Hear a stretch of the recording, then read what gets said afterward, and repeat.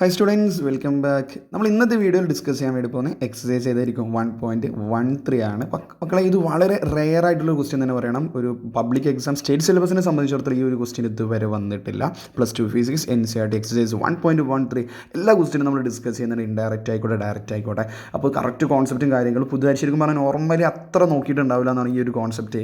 നിങ്ങൾ നോക്കിക്കോ, ലാസ്റ്റ് ഞാൻ പറയുന്ന സമയത്ത് നിങ്ങളത് പഠിച്ചോ ഇല്ലോ എന്നുള്ളത് ചെക്ക് ചെയ്യാം. ഒരു ബോർഡ് എക്സാമിനെ സംബന്ധിച്ചിടത്തോളം ഈ ഒരു ടോപ്പിക്ക് ഒരു ട്രെൻഡിനനുസരിച്ച് വേണ്ടി വരില്ല. എനിവേ, നിങ്ങൾ കോമ്പറ്റീവ് എക്സാം പ്രിപ്പയർ ചെയ്യുന്ന മക്കളാണ്, ഷുവർലി നിങ്ങളുടെ ലെവൽ മാറാൻ വേണ്ടി ഈ കോൺസെപ്റ്റ് അത്യാവശ്യമാണ്. അപ്പോൾ ഈ കോൺസെപ്റ്റ് നിങ്ങൾ പഠിച്ചു വല്ലോ എന്നുള്ളത് കുറച്ച് കഴിഞ്ഞ് നോക്ക്. അപ്പോൾ എന്താണ് ആ ക്വസ്റ്റ്യൻ എന്ന് പറഞ്ഞു കഴിഞ്ഞാൽ, figure 1.3 shows tracks of 3 charged particles in a uniform electrostatic field എന്ന് പറയുന്നുണ്ട്. Give the signs of the 3 charges. അതുപോലെ തന്നെ ഒരു ക്വസ്റ്റ്യൻ കൂടിയുണ്ട്, which particle has the highest charge to mass ratio. Highest charge to mass ratio എന്നുള്ള E/m അല്ലെങ്കിൽ Q/m. E/m എന്ന് പറയാൻ പറ്റില്ല, ജനറലി Q/m. ഇലക്ട്രോൺ ആണെങ്കിൽ E/m എന്ന് പറയാൻ പറ്റും. അപ്പോൾ Q/m റേഷ്യോ ആർക്കാണ് ഏറ്റവും കൂടുതൽ? ഇത് പോസിറ്റീവ് ആണോ നെഗറ്റീവ് ആണെന്ന് സൈൻ കണ്ടുപിടിക്കുന്ന വല്ല ടാസ്ക്കൊന്നുമല്ല, പക്ഷേ അതിൽ Q/m റേഷ്യോ ആർക്കാണ് ഗ്രേറ്റർ എന്ന് പറയുന്നത്. ഓക്കെ, അതുകൊണ്ട് ഇങ്ങനത്തെ ഒരു ക്വസ്റ്റ്യൻസ് നിങ്ങൾക്ക് ഈ ഒരു ചാനൽ ഫോളോ അപ്പ് ചെയ്ത് കറക്റ്റ് തന്നെ ഫോളോ അപ്പ് നിങ്ങൾക്ക് കിട്ടുന്നതായിരിക്കും. ഈ ഒരു ലെവൽ നിങ്ങളുടെ ലെവൽ മാറി, ഈ ഒരു ലെവൽ ബോർഡ് എക്സാമിനൊന്നും വരില്ല, ഷുവർലി വരില്ല. ബട്ട് നിങ്ങളത് അറിഞ്ഞിരിക്കണം. അപ്പോൾ നമുക്കിത് എങ്ങനെയാണ് ചെയ്യുന്നത് ഞാൻ ഡീറ്റെയിൽ ആയിട്ട് വളരെ സിമ്പിളായിട്ട് പറഞ്ഞുതരാം. അപ്പോൾ മക്കളെ, ഇതെങ്ങനെയാണ് ചെയ്യാന്നുള്ളത് നോക്കിക്കഴിഞ്ഞാൽ ഫസ്റ്റ് ക്വസ്റ്റ്യൻ എന്താ ചോദിക്കുന്നത്, നമ്മൾ ഈ ഒരു ഫിഗർ 1.3 ആണ്. അപ്പോൾ ഈ ഒരു ഫിഗറിൽ നമുക്ക് 3 ചാർജ്ഡ് പാർട്ടിക്കിൾസ് കാണാം, 1, 2 and 3. എക്സും വൈ അതൊക്കെ നമുക്ക് തന്നിട്ടുണ്ട്, ഒരു 2 ഡയമെൻഷണൽ കോൺസെപ്റ്റ് മനസ്സിലാക്കി തരാൻ വേണ്ടിയിട്ട്. അപ്പോൾ അവിടെ നമുക്ക് മനസ്സിലാക്കേണ്ട ചോദിച്ച കാര്യത്തിലേ ഉള്ളൂ. എന്താണ് ചോദിച്ചത്? 2 ക്വസ്റ്റ്യനാണ് അവർ ചോദിച്ചിരിക്കുന്നത്.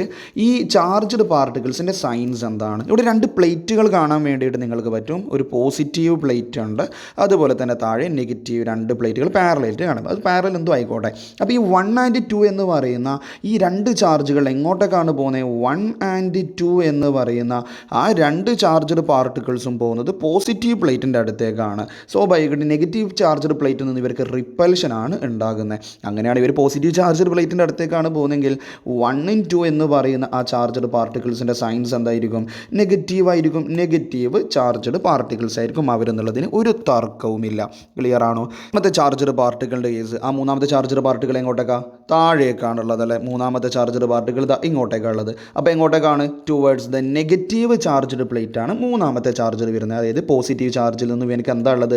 റിപ്പൽഷനാണ്. പക്ഷേ നെഗറ്റീവ് ചാർജിൻ്റെ അടുത്തേക്ക് അട്രാക്റ്റ് ചെയ്യുന്നുണ്ട്. അങ്ങനെയാണെങ്കിൽ ഷുവർലി ഈ 3rd ചാർജ്ഡ് പാർട്ടിക്കിളിൻ്റെ പൊളാരിറ്റി എന്തായിരിക്കും? സൈൻ എന്തായിരിക്കും? പോസിറ്റീവ് ആയിരിക്കും. അപ്പോൾ നമുക്ക് വളരെ സിമ്പിളായിട്ട് മനസ്സിലാക്കാൻ പറ്റിയ കാര്യമാണ് 1 and 2 എന്ന് പറഞ്ഞു കഴിഞ്ഞാൽ ഈ 2 ചാർജ്ഡ് പാർട്ടിക്കിളിൻ്റെയും സൈൻ എന്താണ് മക്കളെ? നെഗറ്റീവാണ്. 3ാമത്തെ ചാർജ്ഡ് പാർട്ടിക്കിളിൻ്റെ സൈൻ എന്താണ്? പോസിറ്റീവാണ്. അത് വളരെ സിമ്പിളായിട്ടുള്ള കാര്യമാണ്. പോസിറ്റീവ് പ്ലേറ്റിൻ്റെ അടുത്തേക്ക് പോകുമ്പം ലൈക്ക് ചാർജസ് റിപ്പൽ ചെയ്യും, അൺലൈക്ക് ചാർജസ് അട്രാക്റ്റ് ചെയ്യും എന്ന് പറയുന്ന വളരെ സിമ്പിളായിട്ടുള്ളൊരു കോൺസെപ്റ്റാണ്. നമുക്ക് ചാപ്റ്ററിൻ്റെ ആദ്യ ഭാഗത്താണ് കേട്ടോ കോൺസെപ്റ്റ് വരുന്നത്. അപ്പോൾ നമ്മൾ അതല്ല ഈ ഒരു ക്വസ്റ്റ്യനിൽ നമുക്ക് ടഫ്നെസ് ഫീൽ ചെയ്യിക്കുന്നത്. 2ാമതൊരു കാര്യം ചോദിച്ചിട്ടുണ്ട്, അതെന്താണ്? Charge to mass ratio.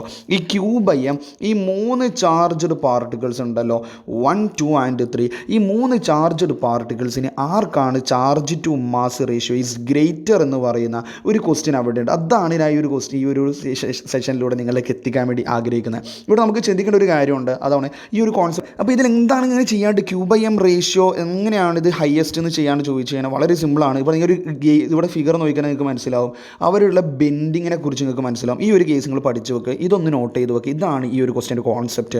Charge to mass ratio is directly proportional to amount of deflection ആണെന്ന് പറയും. സിംപ്ലി ആംഗിളിനെ ഡിപ്പെൻഡ് ചെയ്യുന്നുണ്ട്.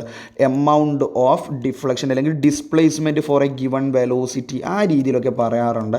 Okay, amount of deflection. അപ്പോൾ ശ്രദ്ധിക്കണം മക്കളെ, ഇതിൻ്റെ ബെൻഡിങ് ഏറ്റവും കൂടുതൽ ആരാണോ അത് നോക്കിയാൽ മതി. അത്രയേ ഉള്ളൂ, വളരെ സിമ്പിൾ കോൺസെപ്റ്റാണ്. അപ്പോൾ ഏറ്റവും കൂടുതൽ ബെൻഡിങ് ആർക്കാണോ അവൻക്കാണ് charge to mass ratio is greater.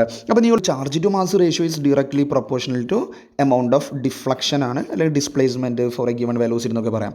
അപ്പോൾ നമുക്ക് ഒപ്പം തന്നെ മനസ്സിലാവും 2ാമത്തെ ആളുടെ ഡിഫ്ലക്ഷൻ അത്രയില്ല, ഇങ്ങനെ പോകേണ്ടത്. അതുകൊണ്ട് ഈ എക്സും വൈ എന്നൊക്കെ കൊടുത്തത് അതുകൊണ്ടാണ്. അപ്പോൾ ചെറിയൊരു ആംഗിൾ മേക്ക് ചെയ്യുന്നുള്ളൂ. പക്ഷേ ഇതേ സമയം ഒന്നാമത്തെ ആൾ അതിനേക്കാൾ കൂടുതൽ ആംഗിൾ മേക്ക് ചെയ്യുന്നുണ്ട്. അപ്പോൾ നമ്മളെ ഡൗട്ട് ഒന്നാമത്തെ ആളാണോ മൂന്നാമത്തെ ആളാണോ എന്നുള്ളതാണ് നമ്മുടെ ഡൗട്ട് വരിക. ഷുവർലി അപ്പോൾ തന്നെ രണ്ടാമത്തെ ആളല്ല, അല്ലെങ്കിൽ രണ്ടാമത്തെ ആൾക്കല്ല ഏറ്റവും കൂടുതൽ charge to mass ratio.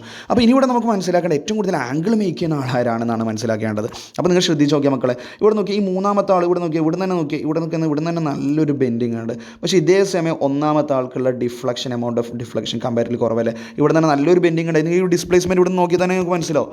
Okay, ഈ ഡിസ്പ്ലേസ്മെൻറ്റ് നിങ്ങളൊന്ന് നോക്കിയ മക്കളെ, ഈ ഡിസ്പ്ലേസ്മെൻറ്റ് നോക്കി, ഇവിടെ കണ്ടോ, ഈ ഭാഗം കണ്ടോ, ഈ ഭാഗം നോക്കി ഒന്ന്, ഈ ഭാഗം നോക്കിയാൽ തന്നെ നിങ്ങൾക്ക് ഏകദേശം മനസ്സിലായി ഇത് കുറച്ചും കൂടി നല്ലോണം കുറച്ചും കൂടി എന്ത് ചെയ്തിട്ടുണ്ട്, നെഗറ്റീവ് ചാർജിൻ്റെ അടുത്തേക്ക് വന്നിട്ടുണ്ട്. പക്ഷേ ഇവനാണെങ്കിൽ അത്ര വന്നിട്ടുള്ള ബെൻഡിങ് ഉണ്ട്, പക്ഷേ കമ്പാരിറ്റീവ്ലി അത്ര ബെൻഡിങ് മൂന്നാമത്തെ ചാർജിൻ്റെ അത്ര ബെൻഡിങ് ഒന്നാമത്തെ ചാർജിനില്ല. അപ്പോൾ ഏറ്റവും കൂടുതൽ ബെൻഡിങ് ഫിഗറിന് വ്യക്തമാണ്. അത് ആർക്കാണ്?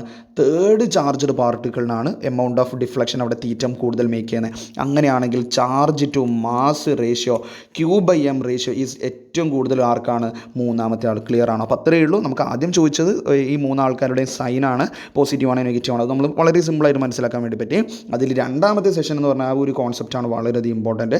Q/m റേഷ്യോ ഏറ്റവും കൂടുതൽ ആർക്കാണ്. അപ്പോൾ നമുക്ക് ഈ ഒരു ഫിഗർ വെച്ചിട്ട് ഇൻസൈഡിൽ എക്സസൈസിൽ ഇപ്പോഴുള്ള ഒരു ക്വസ്റ്റ്യൻ ആണ്. ഓക്കെ, അപ്പോൾ ഈ ഒരു കോൺസെപ്റ്റ് ക്ലിയർ ആണെന്ന് വിചാരിക്കുന്നു. Q/m ratio is directly proportional to angle ആണ്, ഡിഫ്ലക്ഷൻ ആണ്, ഡിസ്പ്ലേസ്മെൻ്റ് ആണ് ഫോർ എ ഗിവൺ വെലോസിനൊക്കെ പറയാം. അപ്പോൾ ഇവിടെ നമുക്ക് ഫിഗറിന് വ്യക്തമാണ് ഒന്നാമത്തെ ചാർജിനേക്കാൾ കൂടുതൽ ഡിഫ്ലക്ഷൻ മേക്ക് ചെയ്യുന്നത് മൂന്നാമത്തെ ചാർജർ പാർട്ടിക്കിളാണ്. So Q/m or charge to mass ratio is greater for third charger particle or particle 3 ആണ്. ക്ലിയർ ആണെന്ന് മനസ്സിലായി വിചാരിക്കുന്നു. എന്തെങ്കിലും ഡൗട്ടോ കാര്യങ്ങൾ ഷുവർ നിങ്ങൾ കമൻറ്റ് ബോക്സിൽ അറിയിക്കുക. അപ്പോൾ ഈ ഒരു ലെവൽ ക്വസ്റ്റ്യൻസ് ഒക്കെ നമുക്ക് NCERT-ലൂടെ ഞാൻ വീഡിയോ ചെയ്യുന്നുള്ളത് നിങ്ങൾക്ക് കിട്ടും. അപ്പോൾ നിങ്ങൾക്ക് കറക്റ്റ് ഇഷ്ടപ്പെട്ടിട്ടുണ്ട് ഫോളോ അപ്പ് ചെയ്യുക. നിങ്ങളുടെ ലെവൽ എത്ര ടഫ് വന്നു കഴിഞ്ഞാൽ നിങ്ങൾക്ക് ഒരു ബുദ്ധിമുട്ടുണ്ടാവില്ല. ഇതറിയാത്ത കുട്ടികളുണ്ട്, അവരിലേക്കൊന്ന് എത്തിക്കണം മക്കളെ. അപ്പോൾ നല്ലൊരു ടീമായിട്ട് നമുക്ക് മുമ്പോട്ട് പോകാം. ഓക്കെ, സോ നെക്സ്റ്റ് സെഷനിൽ നമുക്ക് അടുത്ത ക്വസ്റ്റ്യനായിട്ട് വീണ്ടും കാണാം. Okay, thank you.